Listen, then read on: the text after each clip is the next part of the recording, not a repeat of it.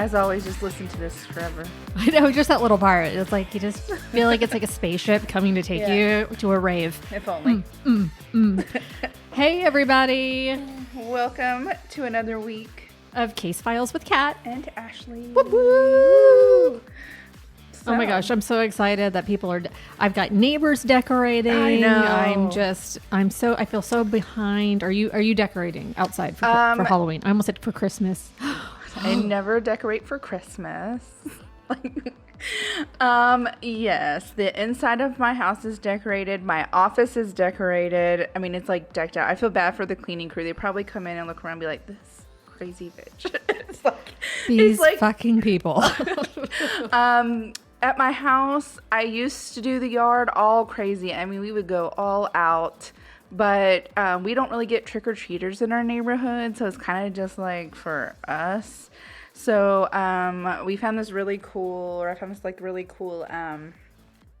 solar light, and it's like a witch in the background. It's the moon. The moon is what lights up on the solar.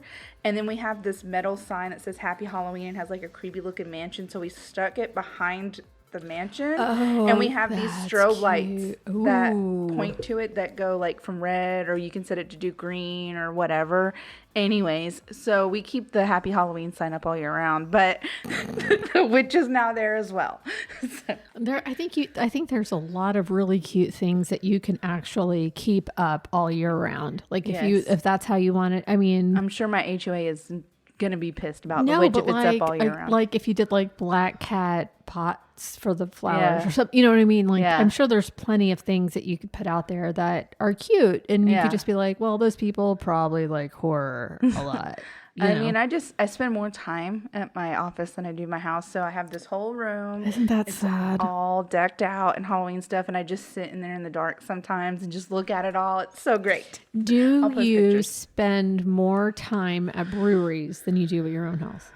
No. Like compared to like, there's office time, work time, and then home time, and then there's like... Maybe in the past, but not in the last several months. I don't really go to breweries all that much anymore. You're being good. Yeah. You're being good. Yeah. You're being good. Trying. I have kids. That's why I can't.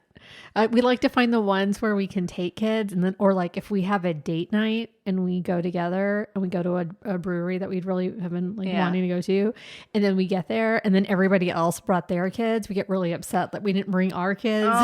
So then all we can do is talk about our kids. Well, the two breweries I've really been going to, and it's because they usually have like good food and it's just a good vibe, is Frosttown Brewing. Oh, I haven't heard of them. Wait, that's the one in Edo, right? Yes. They're like right there, like an Emancipation, and real close to that. Yeah. And so they have different food vendors that come through, and their beers are just so good. Yeah. And they sell plants inside. So it's like really cool because the plants are all lined up. I need to go. Yeah. I drove by there right after they opened. I'm like, what is this? And then Grits Work, which used to be Local Group. It's over there near another one called Bad Astronaut. Anyways, they're all I know Bad Astronaut. So Grits Work is right down the street from them. And they have good, oh my God, their food is so good. And on the weekends, they have a special for anyone that's in the Houston area.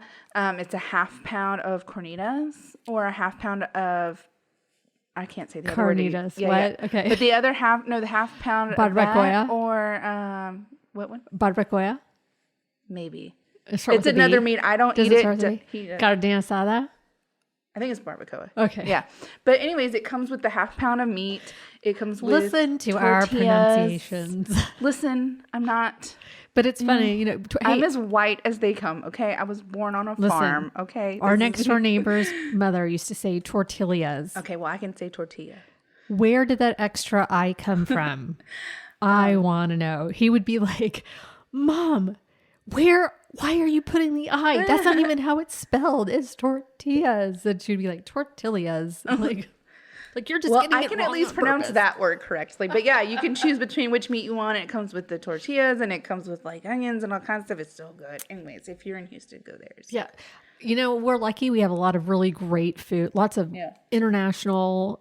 You know, I lived in LA for many years, and that's one thing I would say about LA and Houston is that there's just like a lot of awesome international food. There's an awesome music scene, and there's a great craft beer. I would say here has better craft beer than in LA proper, but we just have so many. So I want people to be like our super fan Anna and her husband Ray to send us some more of their local awesome beer. What are you drinking? This is our last week of stuff. Yes, this is our last one. Very sad. It's it's from Little Beast Brewing in Portland, Oregon, and this can is just, the artwork is simple, but it's so pretty. Beautiful. It's a Czech style Pilsner, and it's really good. It's very drinkable. I love it. It's a 4.8 APV. It's a pint. It's a very, very light. Yeah, but it's really good. I love it. That's good. Thank you again for sending it to us. All right, so this is my last one. I just opened it, so I haven't had a sip yet. This is a Boneyard beer out of Bend, Oregon, and I guess it's called RPM IPA, like vroom vroom RPM. It says "Let it be known." No, sorry, I can't. I'm horrible at sound effects. I'm sorry. Let it be known, RPM contains a slightly sweet maltiness balanced with a unique composition of Pacific Northwest hops to produce a very well-balanced IPA. A floral aroma complements the crisp finish suitable for any occasion. Let me test it. The can looks cool. It's true. It is. It's very, wow, it's very light. Yeah. It is subtle. It's I wish I liked IPAs. The can art always looks so great. It is really pretty. And almost the speedometer actually looks like really tattooy. Like you would have a tattoo really like that with like flowers around it and stuff. Yeah. It's pretty. I like it. Anyway, thank you. This is our last of our 3-week Oregon beer tour. We love it. We're so appreciative. Ashley will send you her address so you can stalk her if you are. Listen, for beer, I'm down. So you're going to hold a sign up. Will be stalked for beer. No. We're just kidding. My guard dogs, my little Yorkies will attack if anyone shows up at the house. They'll bite the shit out of your ankles, all right? All right. So you do have a crazy story. I do have a story. It is crazy. I'm glad you have one. Otherwise, I literally did it today. Oh, okay. At 4 p.m. Stop it. I knew what I was doing. I just hadn't finished all the research. It's been a crazy. Okay, before you get started though, can I just say that I want to do like a news, like, usually we say like, oh, this is something that happened in the news. Yeah. BTK, if you don't follow his Carrie Ralston is on X. Anyway, follow her on X, Twitter. And she's been posting a lot about things that have been coming up, but they just announced that BTK has actually told authorities about places where he's hidden trophies. Oh, wow. So they're going to those spots. So will we maybe revisit BTK? Probably. It's been in the news so much. There's so much going on right now that it deserves a revisit. Also, the case of Danny Masterson and the Scientology cover-up of his sexual assaults.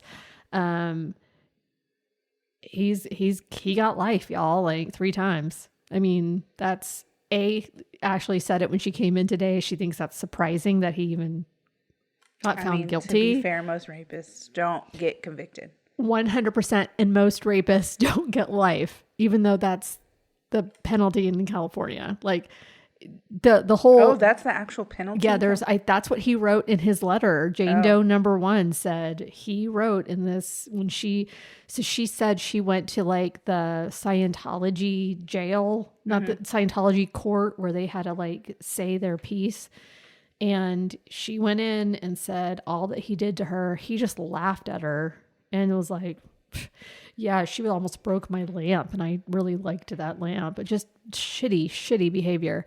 And you can find it on Twitter. Yashir Ali is the person who posted the entire transcript of it. But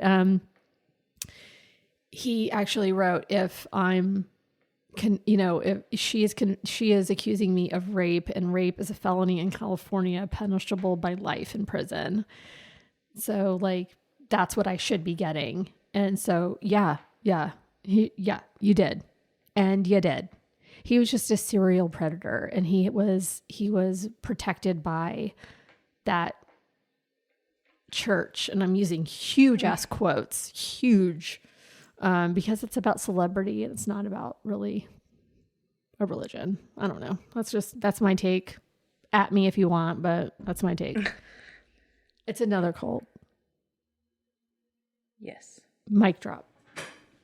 As I roll away. Almost hit your cabinet. I'm like, damn it. Anyway, okay. Your story. Okay. I just wanted to get like the news in there. Yeah.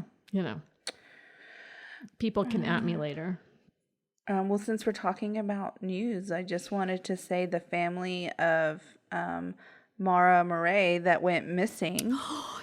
Yes. They're still in 2023 searching for her. Her sister has a TikTok account where she talks continuously about their efforts and the updates. But the family, they're keeping her memory alive, and they just started a new scholarship for graduating high school seniors who compete in cross country. Aww. So they're trying to do things. But if you've heard that story, if you've heard about her, I strongly suggest going on TikTok if you use it. And find her sister. I don't remember the exact name right now. I want to say it's Julie, but you can get on there and you can find all the updates. Like, she posts a lot of videos talking about her sister's case and how the police messed it up, and what they're doing to find her. So, anyways, I just wanted to throw that in there, but we can get on with now for your story. Now that we've lost everyone. No, this is like the interesting shit. Yeah. Oh, okay. Now so my story's not interesting. Saying, maybe when I start talking, people check out. Okay, go. I feel like Sarah's here criticizing us all over again. Sarah. Okay. So as we talked about, and as this existence we're in has proven time and time again, truth is often way stranger than fiction. I think we can all agree to that. I mean, Bigfoot. That is absolutely the case with this story tonight. It's about the Bender family, which AKA is called the Bloody Benders, which are America's first family of serial killers. How cute. So the Bender story begins, like many others from this time period, thanks to the homestead. What are you looking at? Like what year? 1862. Oh my God. Wow. The story begins, like many from this time period, thanks to the Homestead Act of 1862. After the Civil War, the Osage Indians were moved from their homes in Labette County to Oklahoma in order to make the Kansas Territory available to European settlers. So in October of 1870, 5 families moved to the area of Osage, settling around 7 miles from where the city of Cherryville would be established. One of these families was the Benders, and they moved onto a 160-acre property facing the Osage Trail. Can I just say how crazy that is back then, where you can afford 160 acres of property? I don't know. That just seems like a lot. That is a lot.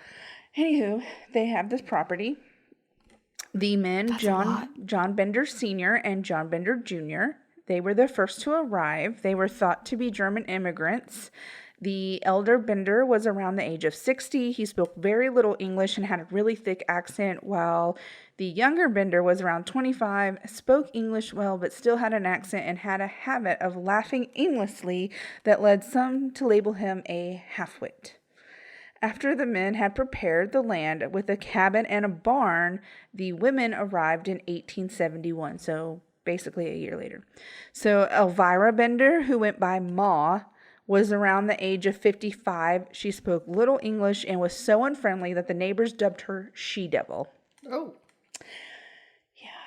So the star was Kate. She was 23 years old. She was described as very attractive. She spoke English fluently. She worked as a self-proclaimed healer. She said she was a psychic who held seances. She claimed to be able to cure illnesses. She gave lectures on spiritualism. So though the occult wasn't necessarily unusual at the time, Kate's advocacy of free love earned her particularly notoriety and drew fans to the Bender property. She was very much about loving everyone, free love for all, love who you want to love, type deal. Take that for what you will. That's progressive, I guess. There, the family had used canvas to split the one-room cabin into two parts.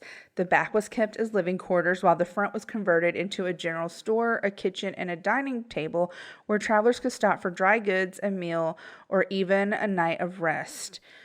I don't understand why if you have 160 acres of land, you split your only cabin in half to make a general store and not build another general store. They never explained that, but that's what they did. And how big was our cabin? It doesn't say how big the cabin itself was, but not big. But they split it in half, where they lived in the back and the front was a general store. So, anyways, this became known as the Bender Inn. Ugh. The Bender Inn wasn't the safe haven it pretended to be. What? I know. And you're doing a story about it? I know. And soon it would become the focus of an inquisition into a series of mysterious disappearances and deaths in the region. Who would have thought? So I just looked it up. So like a Manhattan square mile or a Manhattan block is 5.5 acres. Mm-hmm. So that's like they had 160. Whoa, that's big. Yeah, that's a lot. That's a lot. That's a lot of space. I mean, maybe the article's misquoted, but several articles said 160. So I'm just going with that number because I read it in more than one place. How many houses can fit in 100 acres? 532 average home lots. Okay, well they had one cabin and a barn. Damn, and they split the cabin.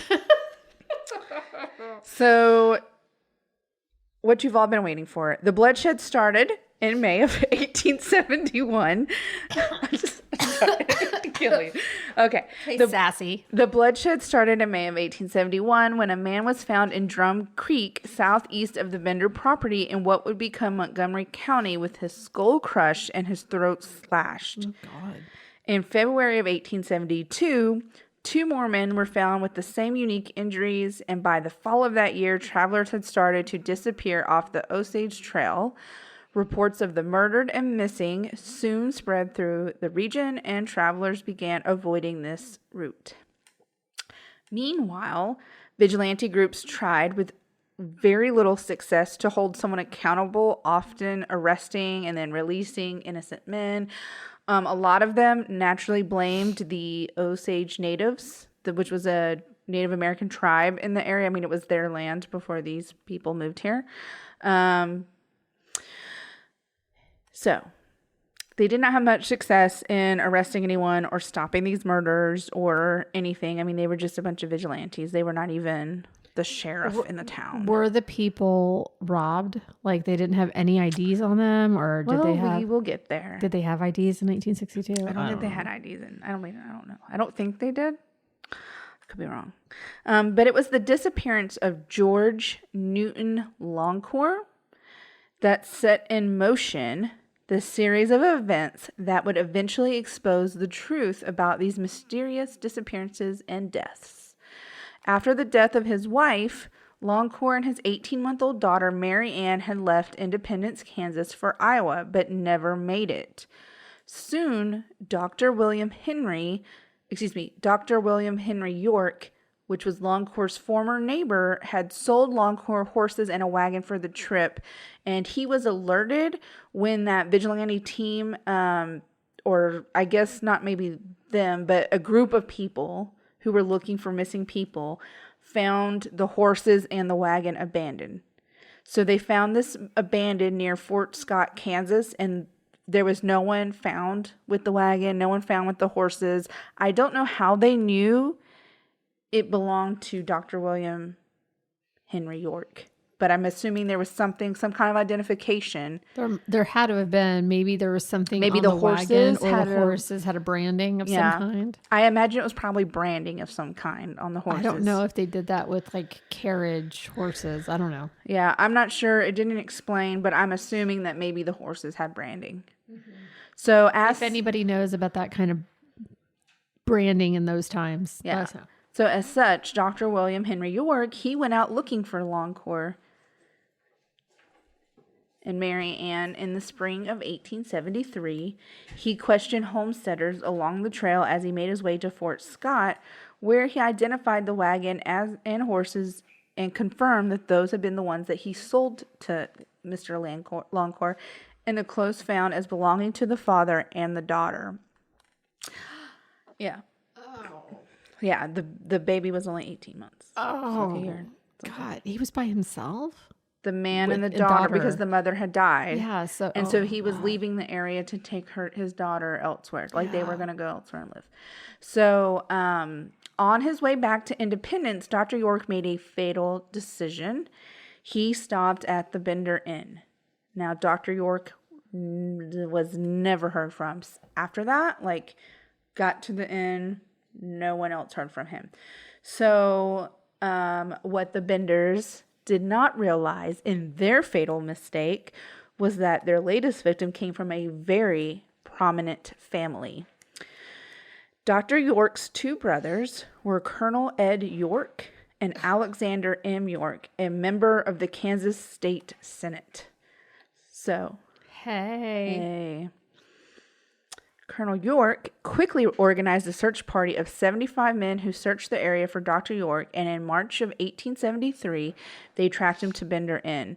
Now, in this initial meeting, the Benders denied any knowledge of Dr. York. They said they had never seen him. They didn't know what they were talking about. There hadn't been anyone that matched that description.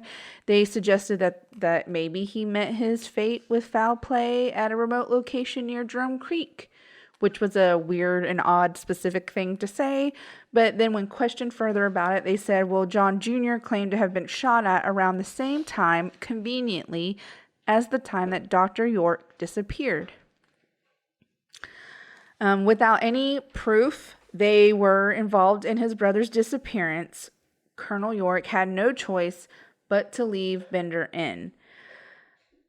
So he leaves. He was not convinced that these people didn't know what happened to his brother. He was pretty sure that with the circumstances that this is where his brother had gone to and where he was last seen. So he was pretty focused on the Benders.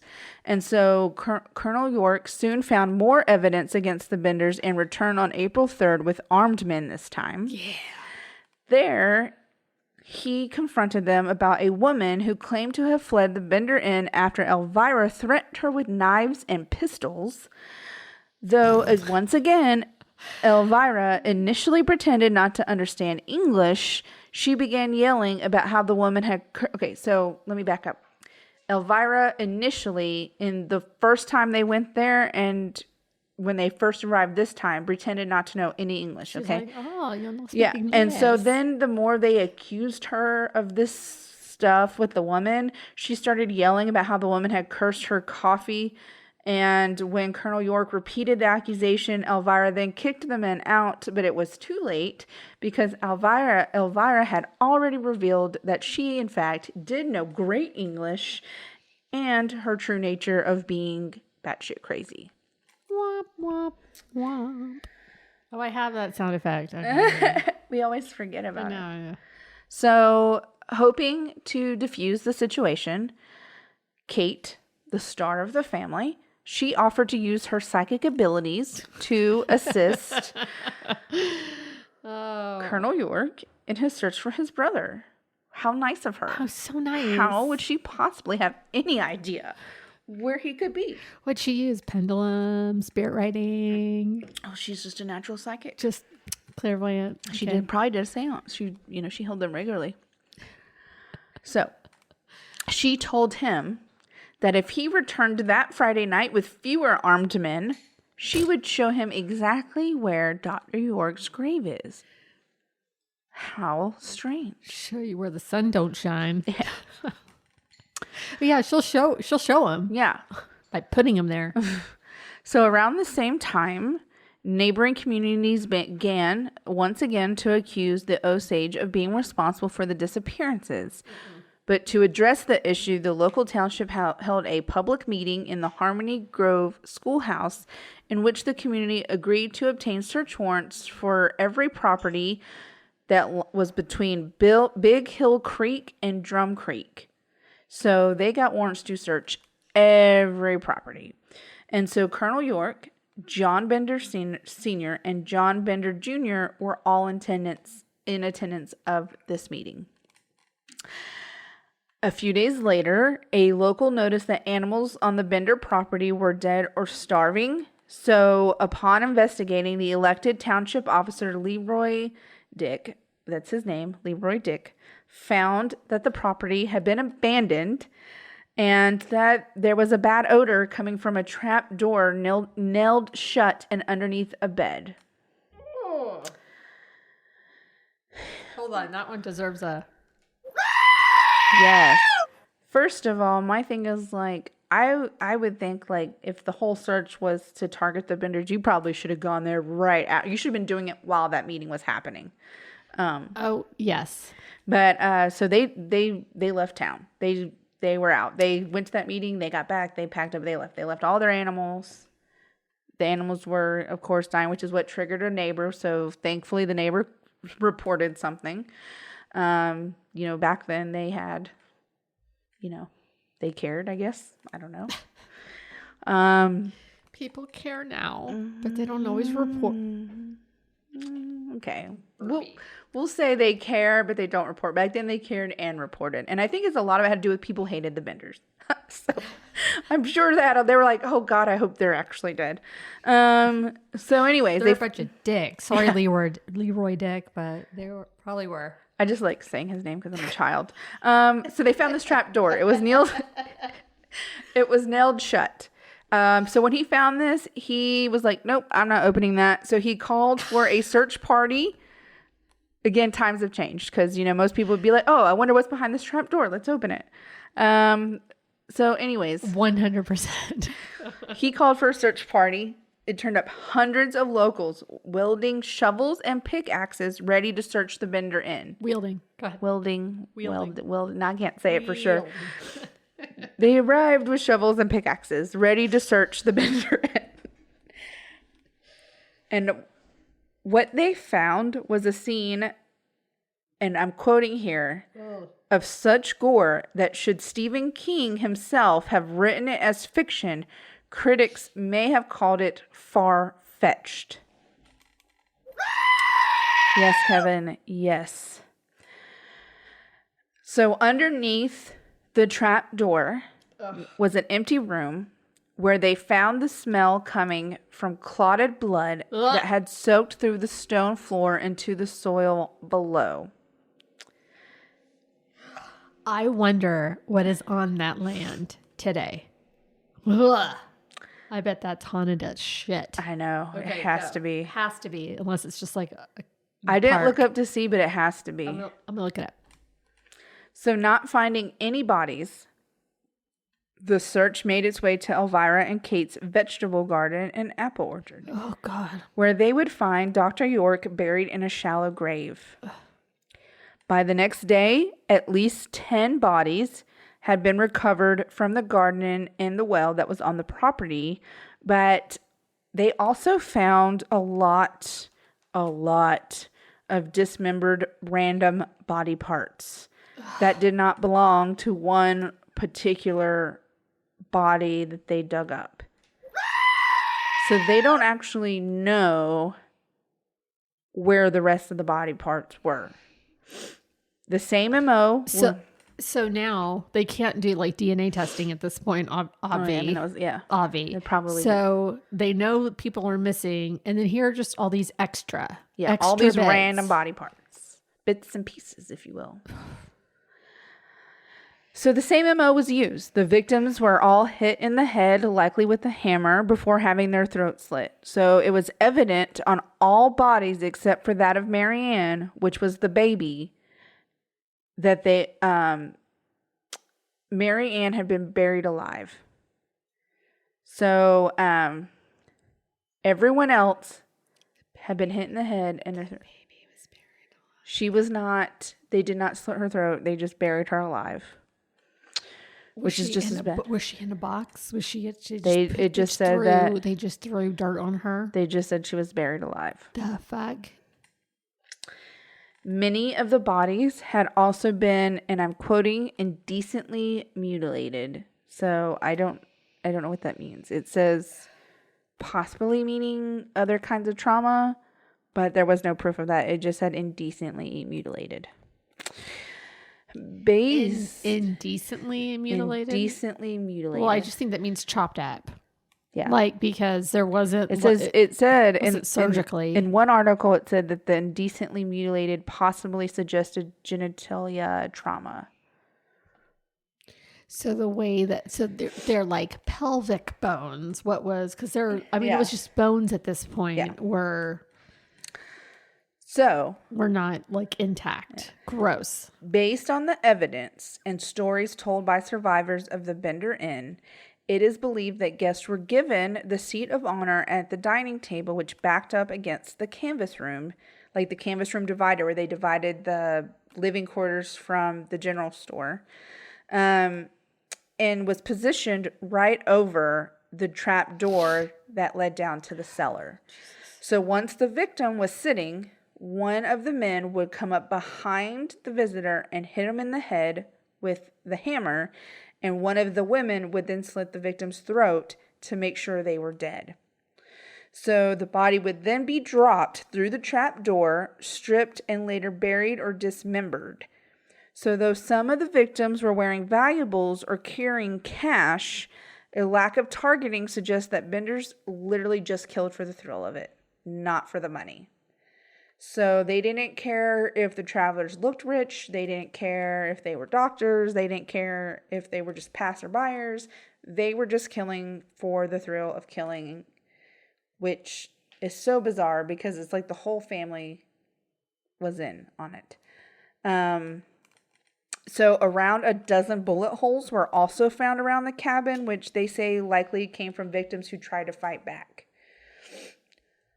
One of the few items found in the cabin was a Bible with notes in German, which indicated John Jr. as one John Gibhod. This, as well as reports from neighbors, suggest that John Jr. and Kate may have actually been a couple instead of brother and sister. In fact, it is now believed that none of the four were actually named Bender, and that only the mother and daughter were related. So they think that Ma, Elvira, and Kate were related, but the men were not related, and they were not a family. They were two married couples killing together, and they were not actually Benders. What? Wow. So Elvira is thought to have been born Almira Mark in the... Damn, I don't know how to say this word. I'm really sorry, guys, if I mispronounce this, and you know what the fuck I'm trying to say. Okay. Adirondack Mountains. Adirondack Mountains. Okay. Mm-hmm. Okay, I'm sorry. I did not look that up in advance. And to have had multiple children and multiple husbands... Point to it. Right here. Adirondack? I don't know. That's close enough. Anyways, so I can hear it in my brain, but I can't see the letters. Okay. So it is believed that she had multiple children and multiple husbands. Wow. Yeah, and it says that some of these husbands conveniently died of head injuries before she took up the Bender alias. So John Sr. was likely born John Flickinger before immigrating from either Germany or the Netherlands, and Kate Bender was Elvira's fifth child, known as Elzia Griffith. So they all had different names. They all changed their names when they came here. So, are you playing something? Adirondack. Alrighty. I'm so glad we have settled that. Okay. We've been saying it like a million times. Adirondack. I knew that it was like this whole thing. Okay. So, in the wake of the gruesome discoveries made on the Bender property, both State Senator Alexander York and Kansas Governor Thomas A. Osborne offered substantial rewards for the apprehension of the family. They were offering $3,000, and back then that was a ton. That's a ton of money. Yeah. Detectives followed wagon tracks to the family's to find the family's horses, who had been abandoned about 12 miles north of Bender Inn. From there, it's hard to tell what is real and what was just speculation, but that reward was never claimed. Some say that John Jr. and Kate traveled by railroad to an outlaw colony near the border of Texas and New Mexico, where law enforcement would not even go. Law enforcement did not go to this area. One detective even claimed to have tracked John Jr. to the border and claims that he found that he had died of apoplexy, but I don't know what that means. Apoplexy. Apoplexy. I'm so glad you know how to pronounce words. So meanwhile, I'm not saying I know how to say it right. Cerebral hemorrhage or stroke. Okay. Well, so they say he died of that. I don't know who said that or like what kind of proof he had. Incapacity or speechlessness caused by extreme anger. Oh. That's the informal, So it's very dated, that sort of like. Yeah. Yeah. So there were claims that he died. Meanwhile, there were reports that Ma and Pa Bender had fled towards St. Louis, Missouri. Yeah. And for many years after the crimes, two women traveling together would be accused of being Kat and Elvira Bender. It was kind of like a joke. If two women were traveling, they referred to them as Kate and Elvira. So anyways, and though Kate and Elvira, they're Kat and Ashley. Yeah. And though several vigilante groups would claim to have caught and killed the Benders, none provided any sort of evidence, and none of them even tried to claim the reward. So people think they were just a whole lot of talk. Wow. In 1884, an elderly man who investigators say matched the description of Paul Bender was arrested in Idaho for a murder committed with a hammer. While waiting for more details from Kansas, the man tried to escape by severing his foot. He ended up bleeding to death and decomposed before an identification could be made. In 1889, a mother, Elmira, and daughter, Sarah Elizabeth, were arrested for larceny in Michigan and subsequently accused of being Elvira and Kate Bender. Well, wasn't her original name Elmira? Yes. She thought just changing the... Well, Elmira and daughter, Sarah Elizabeth. So in this, yeah. And so, but Sarah was not Kate's original name. No. And so... she was smart enough not to be like one letter off. But when they were brought to Kansas, a panel from Labette County meant to confirm their identity provided inconsistent results. So with significant doubt of their identity as the Benders, the women were released and sent back to Michigan. Damn. Even though their crimes were discovered, the Bender family to this day has never officially been caught because they managed to escape before the investigators could get a hold of any of them. Damn. There are some accounts that will lead you to believe that the Bender family was not an actual family, but a group of professional serial killers. So whether a true family or not, the Benders have faded into the pages of history where they are known as some of America's most notorious serial killers. While the Benders themselves were never held accountable for the murders committed, others were punished for their crimes that helped assist them in different ways. So 12 men in total were charged as accessories for helping dispose of the stolen goods. Ooh, wow. This included Mitt Cherry, a member of the Vigilante Committee, who it was later revealed forged a letter to one of the victims' wives that made it appear as if he had arrived safely. So he was part of this Vigilante Committee out here looking for people that he damn well know were dead. Snap. Ooh. So people were held accountable. Wow. And anyone they could tie to the Benders they arrested and held whatever kind of court they did back then. And all those people, I feel like somebody would have come forward and said, yeah, that's definitely them, you know? well, supposedly one bled out, one died at the border. But then when it was Elmira and Sarah, whatever, like they could have been like, yeah, that's definitely them. Like, hey, you know what? We'll knock 10 years off your sentence if you help. Well, no one ever confirmed their identities. They were never actually verified if they were dead or not, because how do you know if you don't even know what their damn identity is? So, as soon as the story of the Benders spread across the country, in the years following the murder spree, thousands of tourists and souvenir hunters flocked to the Benders' former homestead, looting the property down to the bricks lining the cellar and stones lining the well. Like, people showed up and started taking parts of the house, parts of the well, going all around the property and just taking pieces of it. I'm sorry. I don't want any of that kind of negative energy anywhere near me. 100%. But okay, I'm not saying but like I will do it. But is that any different from collectors who keep things? I would not keep those either. The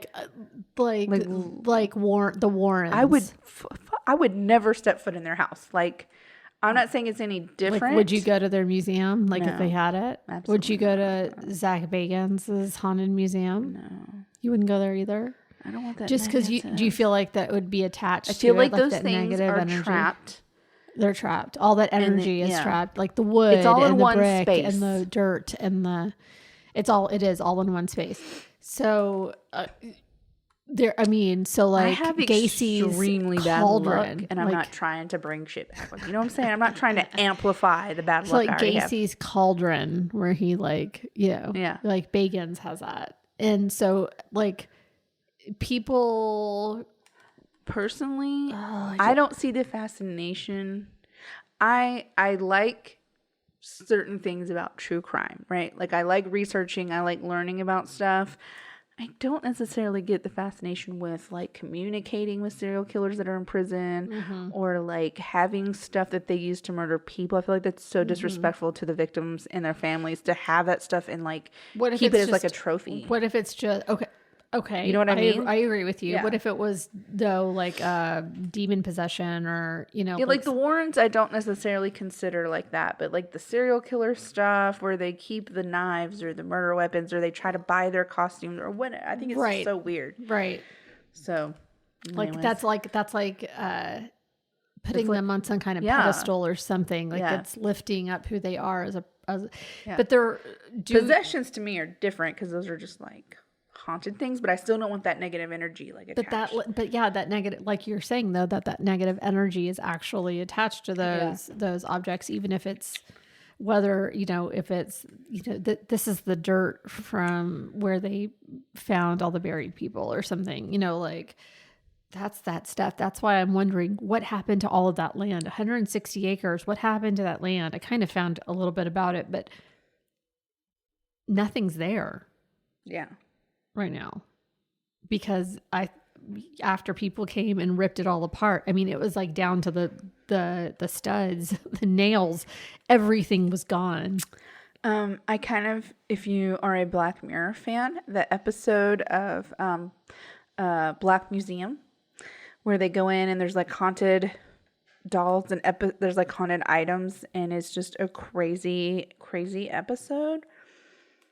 Kind of reminds me of why I don't want to go to a. I've watched them all. I don't remember that one. I'll rewatch that. It's like technology artifacts, and they have like really horrifying backgrounds and stuff, or like backstories, and it's just really creepy. The whole museum is creepy, and I just feel like that's how I would feel walking into like a place full of possessed demon items.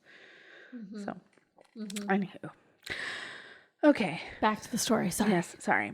So again, they arrived, stole parts of the house, hammers that were allegedly found at the home. They are being displayed at the Cherryvale Museum.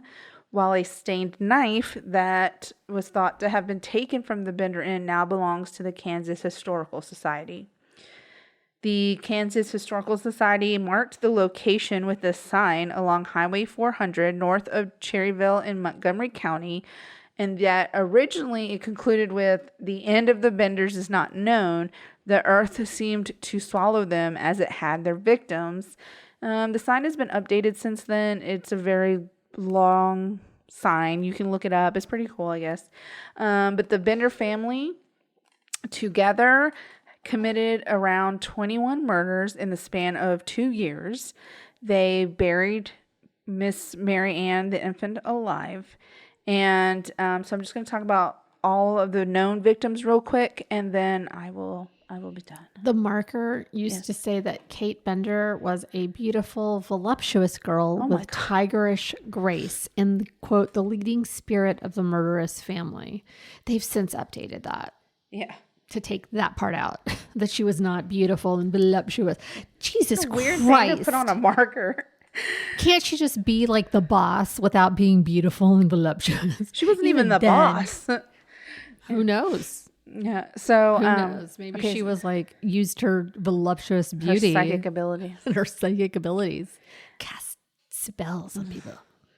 Okay, so May 1871 was Mr. Jones. It was a body that was found in Drum Creek with a crushed skull and throat cut.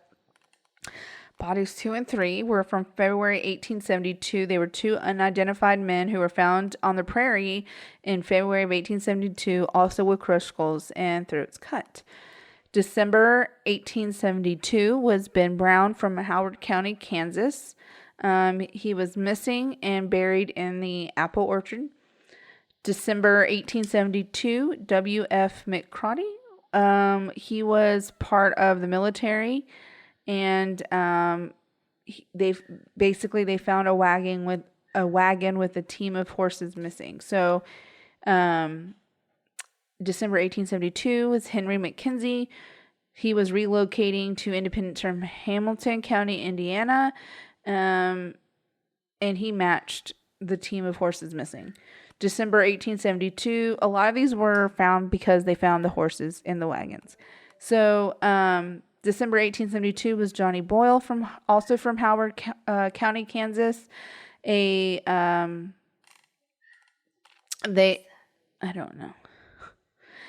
know. There was also a saddle missing at the time, and $850, which in today's time would be $20,000. $20,764, and they were found in the Bender's Well. December 1872 was George Newton Longcore and his 18-month-old daughter, Mary Ann. Contemporary newspapers reported his name as either George W. Longcore or George Lonkter, while Mary Ann is similarly reported as being either 8 years old or 18 months old. According to the 1870 consensus, George and his wife, Mary Jane, were neighbors of Charles Ingalls and family in Independence, while his wife's parents lived 2 houses away. After the death of his infant son, Robert, from pneumonia in May of 1871, and his 21-year-old wife, Mary Jane, following the birth of Mary Ann several months later, George was likely returning to the home of his parents, Anthony and Mary Hughes, in Lee County, Iowa. In preparation for his return to Iowa, George had purchased a team of horses, again from Dr. William Henry York, who went later looking for George and was also murdered. They were both Civil War veterans. The daughter was thought to have been buried alive. No injuries were found on her body at all. She was fully clothed, including mittens and a hood. Mm-hmm. Both were tied together in the apple orchard. Wow. December 1872, John Greery, buried in the apple orchard. December 1872, Red Smith, also buried in the orchard. December 1872, Abigail Roberts, also buried in the same spot. Victims 13 through 15, also December 1872. These murders were very back-to-back. Various body parts. The parts did not belong to any of the other victims found. 16 through 19, December 1872. During the search, the bodies of 4 unidentified males were found in the Drum Creek and the surrounding area. All 4 had crushed skulls and a throat and their throats cut. One they think was Jack Bogart, whose horse was purchased from a friend of the Benders after he went missing in 1872. Wow. And then finally, May 1873, which was Dr. William York. He was buried in the apple orchard. By including the recovered body parts that did not match any of the bodies found, the finds are speculated to represent the remains of more than 20 victims. Oh my gosh. So, and back then they didn't have real good forensics, so it could, who knows how many. I mean, there could have been some they never even found. Or people that were never reported missing or any of that. So, except for Mackenzie and York, who were buried in Independence, the Longcords, who were buried in Montgomery County, and McCrotty, who was buried in Parsons, Kansas, none of the other bodies were ever claimed. And they were reburied at the base of a small hill 1 mile southeast of the Benders, one of several of the locations now known as the Benders Mounds.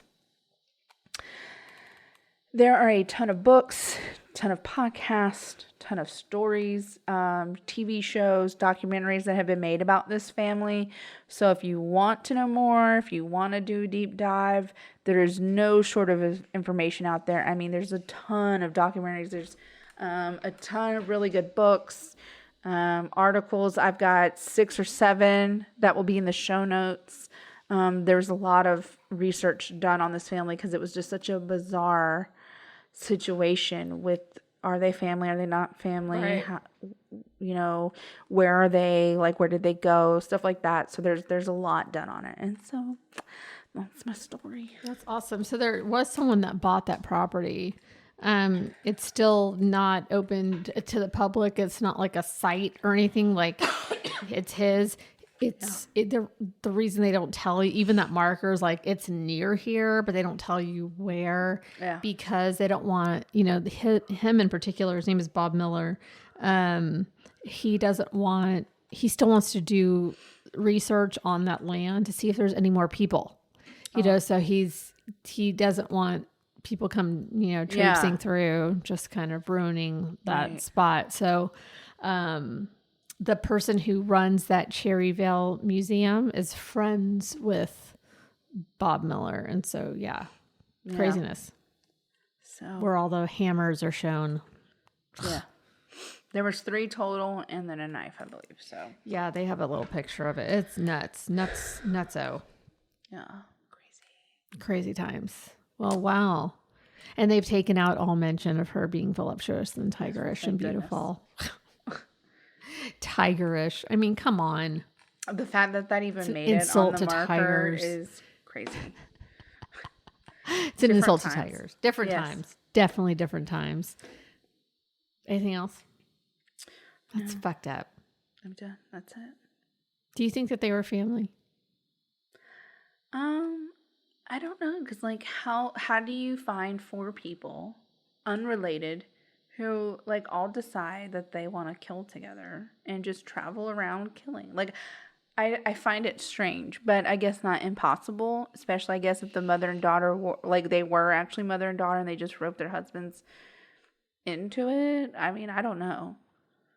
They all 4 actively participated in the murders, though. Well, I mean, I think people have asked me so many times before, especially, just thinking about all the stories we've done. How do people find each other?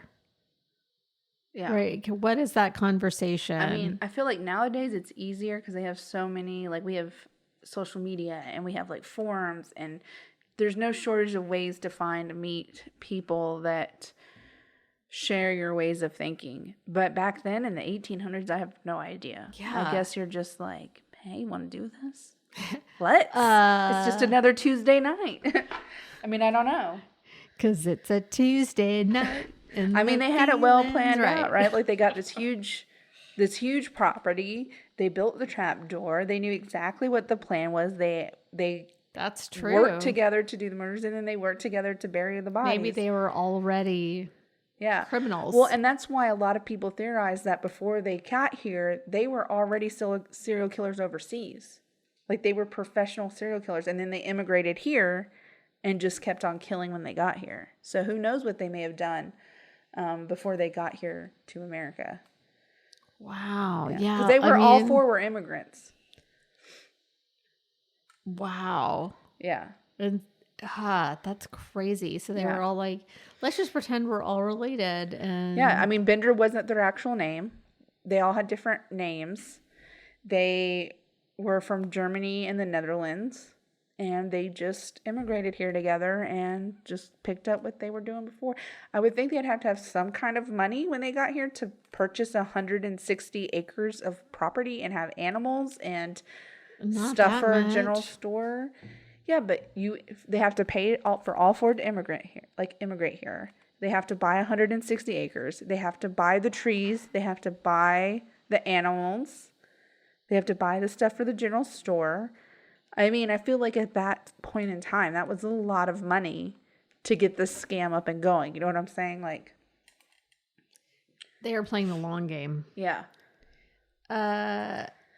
Okay, so that would take us back to the Homestead Act. 1862. Right. Which gave citizens or future citizens up to 160 acres of public land, provided they live on it, improve it, and pay a small registration fee. Can we go back to being given 160 acres of land? I would love to have no fucking neighbors for 160 miles. Acres, whatever, even better.